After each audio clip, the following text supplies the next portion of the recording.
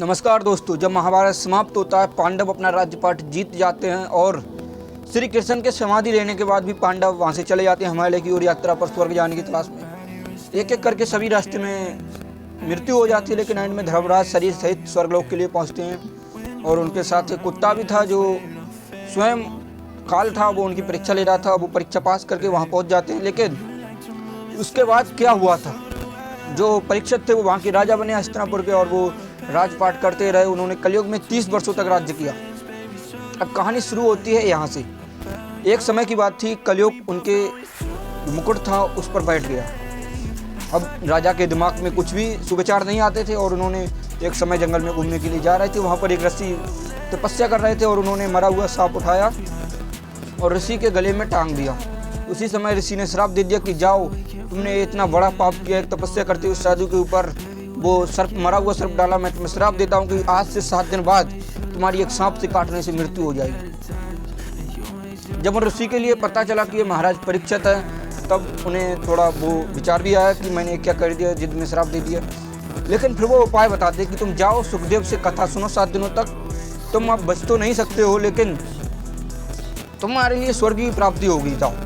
तो 7 दिनों तक कथा सुनते हैं। कथा सुनने के बाद वो अपने घर जाते हैं और फूलों की माला उन पर चढ़ाई जाती है और जो वो माला पहनकर सोते हैं तो दक्षक नाग था, उनमें एक फूल में कीड़ा बनकर बैठा था। रात में उठा, उसने महाराज के सिर में काट लिया, जिससे काटने के बाद परीक्षित की मृत्यु हो गई। अब जो परीक्षित के पुत्र थे जन्मेजय, उन्होंने क्रोध में आकर प्रतिज्ञा ली कि मैं सभी सर्पों के लिए नष्ट कर दूंगा। फिर उन्होंने इसके लिए एक यज्ञ रचाया। यज्ञ में सभी नाग आते रहे। कई दिनों तक ये यज्ञ चला।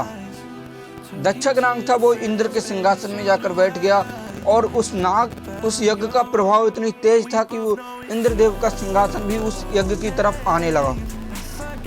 तब इंद्रदेव ने उनसे कहा कि तुम जाओ, अस्तिक मुनि से कुछ उपाय बताओ, जो कि नाग माता के पुत्र थे अस्तिक मुनि।